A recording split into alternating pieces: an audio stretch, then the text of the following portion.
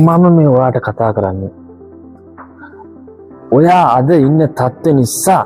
ඔයා හිතන්න පුළුවන් මම කොහොම හිටපු කෙනෙක්ද මගේ වටේ කොච්චර මිනිස්සු හිටියද මම කොච්චර අයට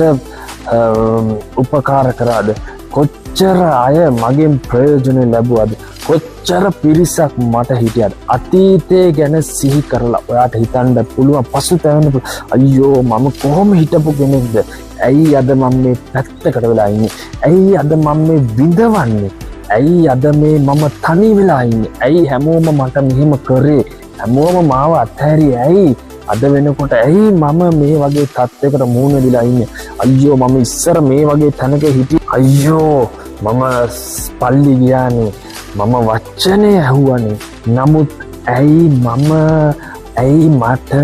අද මේ වගේ කියලා ඔයාට සමහර විට හිතෙන්න පුළුවන් මං ඔයාට කියන්නම්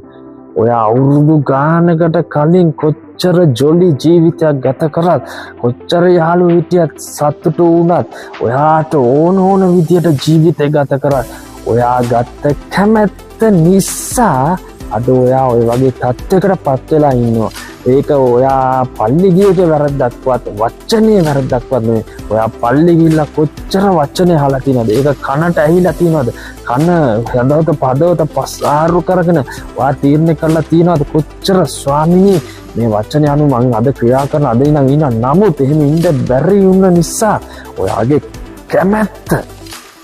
ඔයා තුල ඔයා කරගත්ත නිසා වචනේ කොච්චර හැවුවත් ඒක පැත්තකට දාලා ඔයාගේ කැමැත්ත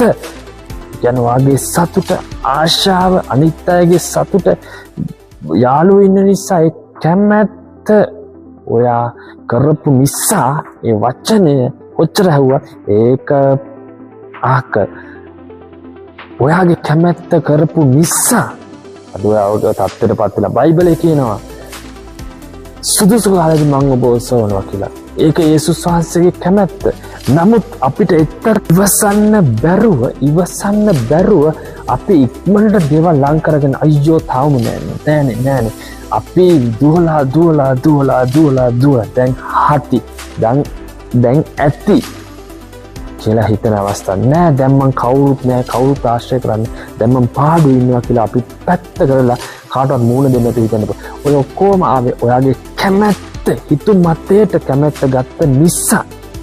මම ඔබට කියන තවම පරක්කු නෑ